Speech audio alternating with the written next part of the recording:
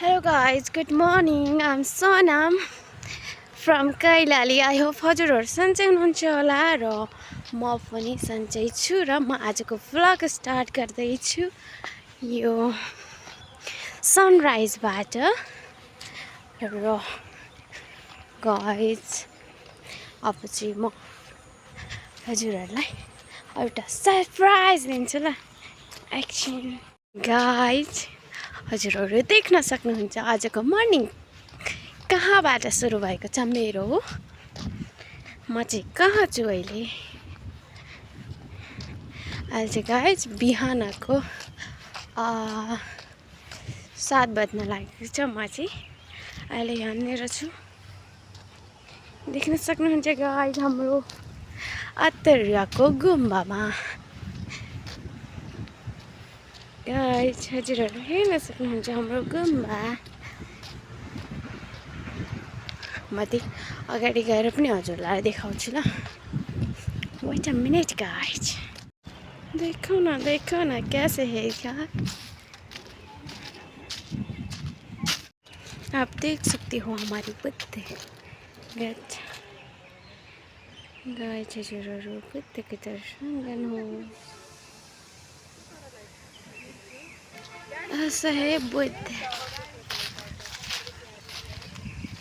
Good morning Buddha भगवान and good morning everyone आजको morning चाहिँ यसरी भएको छ हजुरहरु सबैले आउनु होला हाम्रो गुम्बामा अत्तरियाको गुम्बा गाइस कति रमाइलो छ है हेलो गाइस हजुरहरु देख्न सक्नुहुन्छ हाम्रो गोदावरीको हरियाली जंगल मैले चाहिँ यो बनदेवी भन्दा हल्का माथिबाट बनाएको हो र यहाँ हेर्न सक्नुहुन्छ एकदमै ब्युटिफुल नेचर छ हरियाली छ पुरा जताततै र एकदमै आनन्द मिल्छ यहाँ हिँड्दाखेरि हैन अनि पछि यतातिर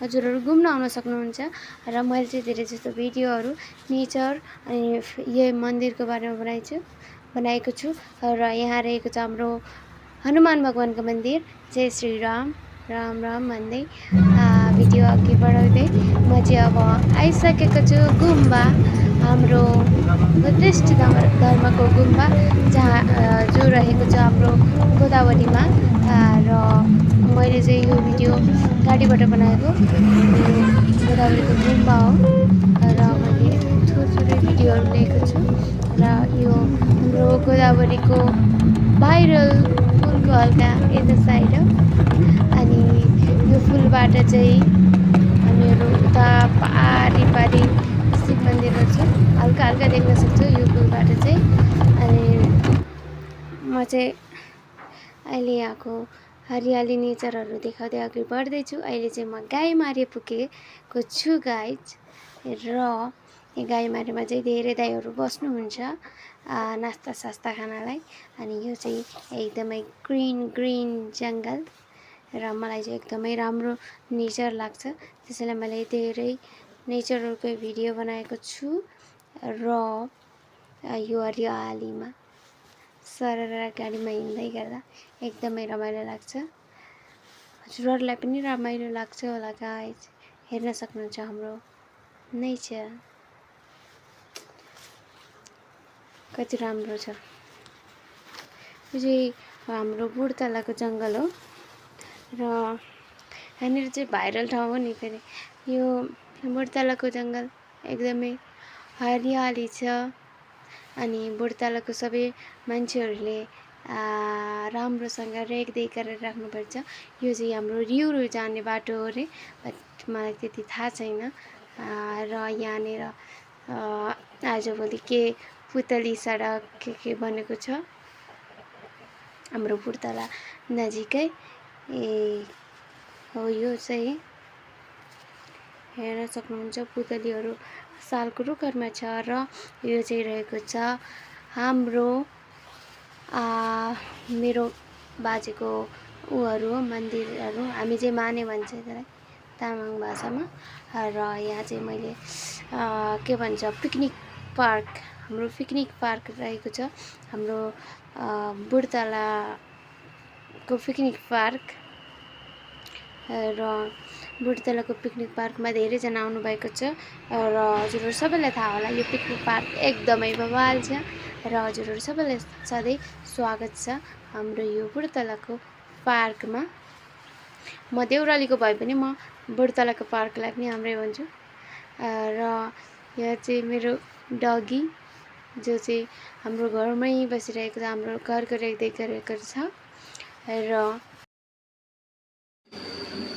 म चाहिँ घर पुगेर पनि अब खाना खाँदैछु। खानामा रहेको छ मेरो लागि दाल भात अनि बोडीको तरकारी। बोडीको तरकारी चाहिँ मेरो फेभरेट हो नि त, त्यसैले म डेली यही खान्छु। अब चाहिँ म खान्छु ल गाइस। म चाहिँ बिहानदेखि अहिलेसम्म हजुरलाई फ्रेस देखाएको थिएँ होइन, र अहिले चाहिँ म फ्रेस देखाएर नै खाना खाँदैछु। अहिले चाहिँ दिउँसोको सायद 12 साढे 12 बजिरहेको छ। दिउँसो बिहान जे खानु पर्यो। अब चाहिँ म खान्छु ल गाइस।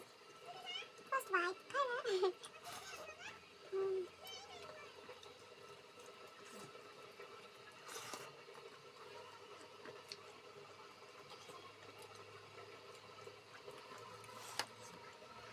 गाइस यो चटनी रहेको थियो। यो चाहिँ फर्सी हुन्छ नि, फर्सीको त्यो सानो सानो बिहा हुन्छ नि, त्योबाट बनेको हो। त्यसको फर्सीको बिहाको त्यो भित्रको त्यो बाहिरको फालेर भित्रको सेतो सेतोवाला त्यो फाल्नु पर्दैन। त्यसको बिहालाई भुट्ने अनि भुटेर बनाउनु पर्छ र एकदमै टेस्टी अचार हुन्छ गाइस। अब म एक दुई बाइट खान्छु अनि त्यसपछि बाहिर राख्छु गाइस। यदि म धेरै खाने बेलामा बोल्दैन। आजभोलि म भ्लग बनाउनु हुनाले मात्र बोल्छु, नत्र भने म बोल्दैन।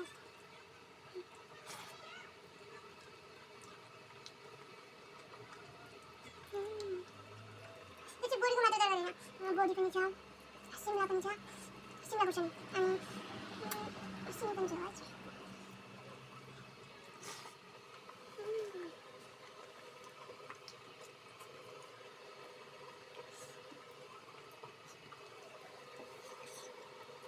Bye guys.